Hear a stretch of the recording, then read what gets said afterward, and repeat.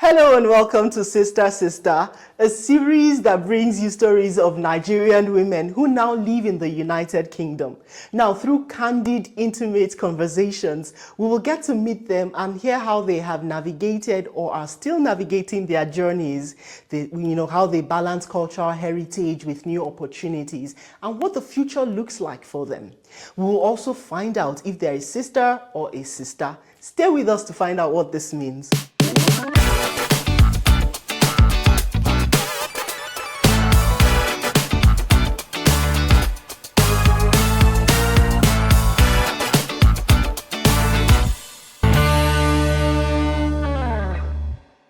Now, on this episode, we meet Felicia Omoediale Samuel, the real girl geek. She is a cybersecurity professional, a doctorate researcher, and an advocate for diversity in tech. Woof, madam, only you. It's amazing to have you here, that we could pull you from your computers and bring you on set. Thank you so much for being here. Thank you for having me. I'm really honored. And you know, when you were describing me, it was like, this lady actually knows me. You've done a lot of research in it. I'm very passionate about having us represented in tech. And I'm really, really happy to share my story. I'm glad that you're here. I think we have the perfect person for that. But before we go on, tell me, how do you juggle everything that you do? I know you're in a PhD, you do talks, you do consultations, you have a 9 to 5, you have a family. Yeah. How on earth do you do that? Well, I would say I've been graced to do it, because it's not easy and it's not a walk in the park. But one thing, I grew up in Warri. So I always say that because there's this saying, and please indulge me, sometimes I go back to my roots. Yeah. Warri no dey carry last. Yeah. It's a story of resilience. And I keep reminding myself that I need to succeed in everything that I do. And I also need to be very good with everything that I do. I think that drive is what keeps me, because it's not really easy. Like you said, I'm doing a doctorate research. I've got 2 kids. I've got a teenage boy who's 17, and I've got a lovely little girl who's 10. So I make sure that all the roles that I have to play, being a mother, then I've got a husband too. Yeah. We tend to forget that. Oh, that's in the mix. So I have to also play the role of being a wife, a supportive wife. And then I manage a team of analysts, both in the 9 to 5 and in my business activities and stuff like that. One thing I try to do is to make sure that I allocate time to the different activities and strike the balance. Also prioritizing which is more important, and then which also gives you more joy and peace. So that's the way I actually Amazing. And it looks like you're smashing every single one. Well, we're trying. Well done, Felicia. Great job. Yeah. Now, you've talked a bit about your background coming from Warri, and all that. But just a little about growing up in Nigeria. And, what are the fond memories that you have coming from Nigeria to the UK? Or the fond memories that you've brought with you from Nigeria to the UK? I think we grew up being very realistic. Because in Nigeria, you had to balance the fact that you don't really have everything, and then you have to work hard to do it. Even if your dad had everything, I think they made it very clear. Yeah. This is my money, you have to work for yours. Yours, yeah, absolutely. So those are the I had a very good upbringing. My dad was a realist, someone who supported his kids, someone who taught you that, you can go ahead and achieve more. So I think those are the fond memories. And in everything that I achieve right now, I still trace it back to that kind of upbringing that we actually had.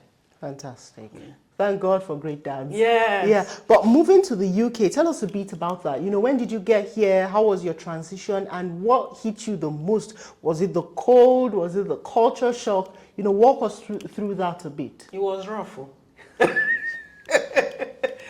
It wasn't funny, because you come on holidays, and because you've made money, you come on holidays, you're spending the money. You don't feel it. But when you relocate, it is real life. I came into the UK in 2007, when they had a very strong recession. And I came in with the mindset to be a maths teacher because I've got a maths degree. But the recession was really, really on ground there, and getting that kind of job was not easy. So I think it was the biggest part of the shock that I had, because I now had to start from scratch, building the career, getting to know the land, getting to speak the language, because in Nigeria we speak Pidgin, we just feel free about what we do. But I think one of the biggest shock was people will be speaking English. I'm sure you experienced this. People will be speaking English and you say, what is this person they talk? So those were the kind of things. And then with time, I got adapted. And I didn't land in fertile ground. I landed in Scotland. Oh, wow. In Aberdeen. So both the cold, the language barrier to some certain extent, and the fact that you now started feeling that you were different, were the kind of things that we had to overcome. Right. And then just how did you overcome them? What were the things that you did? What practical steps did you take, from where you were to where you are now? I think one of the things I really stress to people is the change of mindset. I had to kind of take a step back, do a reevaluation of, my circumstance, and told myself the truth. Right. I know you would understand this. You're coming with a degree. Back home, you get a degree and you're getting a job in the bank. Absolutely. Nobody cares. They are asking you for UK experience that you don't have. Even the fact that you've already climbed in your career before you got here. So I think I took a step back, did a reevaluation, found out the kind of things I want to do, the kind of industry I want to go in, and then I started building up gradually. I need to add this. Yeah. My first job in this country was working in Next. Whoa. In the stock room. Because sometimes people say, oh, Felicia, I want to be like you. You don't. At least not then. Not then. So I think that's the key thing. Being true to yourself, being able to reevaluate your situation and move on with that. Yeah. Now, Felicia, you've pursued a path that is not very popular with a lot of women. You are the girl geek, and allow me to call you that. You are in a profession that is not very popular, with women. You are the girl geek. And like I said at the beginning, thank God that we're able to pull you off from your computers and come into the studio today. But tell me, how did you end up in cybersecurity? Because I know that you're dealing with AI, you're a professional cybersecurity, you're a trainer, you're a consultant, you're pursuing a postgraduate degree. How did you find yourself in this path? So I would say I've always been in tech. I have 25 years experience working in technology, but more as a generalist. If you're in technology, you can specialize in different areas. So I think the whole thing started, funny enough, I'm a big fan of CIS and all these programs on TV. And there was one episode where it was a cyber-related episode, and it joggled my curiosity, but I didn't take it serious. When I got into the company where I work with now, which is Sky, I noticed quite quickly that I needed to move from being a generalist into a specialist in something. Right. And that was when I started thinking about going into cyber. And I was working in the business analysis section where you have the liberty of specializing in an area. So I specialized in writing cyber-related requirements, that's security-related requirements. But I needed more. And the only way that I could learn is to check myself back into school. That's when I went in to do my master's. And that's another story. I don't know if you want to hear that. But I think having a master's in cybersecurity, which is in software and system security, kind of boosted my experience in that space. And then I now had the opportunity to grow into that space and meet other people in that area to collaborate and work with. So I think that's the whole journey. And I know that right now you're passionate about ensuring that women and girls, get the kind of education that you did so that they can enjoy the kind of opportunities that you have. Yeah. Tell me a bit about that. What are you doing about it and why are you so passionate about that? Oh, because one of the things that drives me is I don't want people to go through this journey that I went through. I don't wish it for my enemy, because it's hardcore, tilling the ground and you know, doing the suffering. And I remember one of the things that I promised myself is, the more that I grow, I need to pull people to grow the same way with me. Right. The opportunities I did not have, let me make an kind of like provide that for other people. So the thing, I'm very, very close to the community. I organize things like work experience. People come spend time with me and my team within the organization that I work. I also do a lot of community work, and I mentor a lot of people in that area, because tech is quite big. Yeah. So I provide that kind of opportunity for our community. I'm a little bit biased with that because we don't have opportunities like that. And then another thing that I really need to stress is, currently, I see myself in positions that is not readily available for especially people who have migrated down and everything. And I make myself as a role model, because if someone sees the good in me, it would help break down the bias and open door for more people to come in here. Laudable, honorable work you're doing, Felicia. Looking down, you know, the next 10, 20, 30, 50 years, what do you imagine Felicia being? Where will you be? You know, what's your hope for the future? Oh, groundbreaker for people.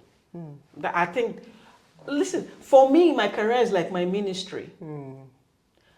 I want to get more people, especially ladies of color, especially women who have also paused their career to be able to take care of children, and they are now returning to work. I want to be able to open avenues for such women to be able to get into good jobs that would make them build their confidence, make them proud of what they have achieved. And then also, I want to be able to make girls, teenage girls, you know, especially in our community. I'm not against eyelash, but to know that... But you're wearing lashes. Yes, I am. To know that even with the eyelash and everything looking pretty, you can go somewhere with it. You can run with it. Impossible is so overrated, and I want to break that barrier. Sorry, I'm talking like a pastor now, but that is the passion that I have. And that is what I genuinely run with. Well, it sounds like that's your purpose and that's your calling, and only Felicia can run this race the way Felicia can. Right. Thank you. Now, how do you stay in touch with your Nigerian roots and heritage? You know, what do you do? You've been away for so long, so what do you do to be in touch? So, I am very, very involved in the local community. My local church is very Nigerian-based. But another thing I want to thank my husband for is, let me just give kudos to who kudos is due. Have you heard it? Yeah. So he kind of like noticed that I was a little bit drifted away, my work and everything. So he got involved with the Nigerian community in Leeds. He got involved with his local organization, what they call that, Ishan community. And because I want to be a good wife, I've now started following him to all those organizations, all those events, and getting more involved. So I'm really, really tied to my role. But apart from that, I still have my secondary school classmates who have opened like an association, and through that, we give back to the community where we had our secondary school. And I'm also in touch in that, from that point of view also. And also very open to any events or conferences or organizations that is actually there to help propagate that we can do more. I'm also very, very open to all those kind of events too, and get involved. Amazing. I mean, it's like we've packed a lifetime into these few minutes that we've spoken, and your impact is great. I want to say thank you so much for all that you're doing. Me. But I'm not going to let you go free like that, because we want to find out if you are a sister or you are a sister. How do I so do that? To ensure that you're still in touch with your roots, we're going to make you tie gele. Oh my goodness! Yes. You finished me. Only Can I confess? I don't touch this thing. Oh, you will touch it today. Hey, God. even in my traditional wedding, I didn't tie gele. So today is the day you will touch my it. days. So we're going to time you. Here you go. Oh my Thank days. you. And you have 1 minute to tie the gele to prove that you are still a sister. Hey, Jesus. And your time starts now. Oh my God. Let me try. Go, go, go, go. Do it, do it. Oh, Just imagine it's Power BI. I should have spoken to my mom then. Is the time still going? It's going no. 25 seconds more. Oh my days. Keep going. Wow. There's not. Hey. Come back. It's all right. Well done. And done like a true geek. You did it in 35 seconds. Really? This is a tiebreaker. Anyway, you be the judge. Let me know if Felicia did fantastic with her gele and she has proven that she is a real sister. It has been a lovely time speaking with Felicia Omwediale Samuel. Thank you so much for spending time with us today. And then you have truly shown us that beyond being a cybersecurity geek, you're a real Naija sister. Yeah, I can tie gele. Well done. Thank you so much. I hope that you have enjoyed this episode of Sister-Sistah. Please like this video, share it, and subscribe for more amazing content. I will see you again soon with the story of another lovely sister. Until then, stay true.